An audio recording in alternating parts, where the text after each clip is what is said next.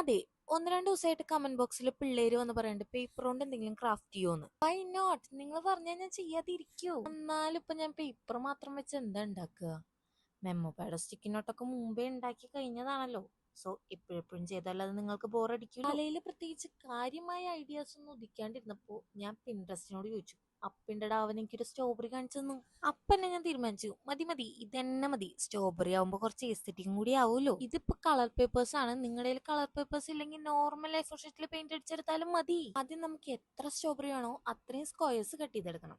എന്നിട്ട് ആ സ്ക്വയറിനെ 2 ആക്കി 4 ആക്കി 6 ആക്കി 8 ആക്കി മടക്കണം. വല്ലതും മനസ്സിലായ? നമ്മുടെ പേപ്പർ ടുലിപ്പില്ലേ, അതിന്റെ ഷേപ്പിൽ മടക്കണം. അത് കഴിഞ്ഞിട്ട് എന്താ ചെയ്യേണ്ടതെന്ന് സത്യം പറഞ്ഞാൽ എനിക്ക് പറഞ്ഞു തരാൻ അറിയില്ല. നിങ്ങൾ ഈ വീഡിയോ ഫോളോ ചെയ്തോ. കാണുമ്പോ ഇത്തിരി കോംപ്ലിക്കേറ്റഡ് ആയി തോന്നുമെങ്കിലും സംഭവം ഈസിയാണ്, നിങ്ങളെ കൊണ്ട് പറ്റും. ഫൈനൽ ഔട്ട്പുട്ട് കണ്ടാലേ നമ്മുടെ ഒറിജിനൽ സ്റ്റോറി മാറി. തള്ളിയതല്ല, നിങ്ങളൊന്ന് ചെയ്തു നോക്ക്. വീഡിയോ ഇഷ്ടമെങ്കിൽ ലൈക്ക് സബ്സ്ക്രൈബ് മറക്കല്ല.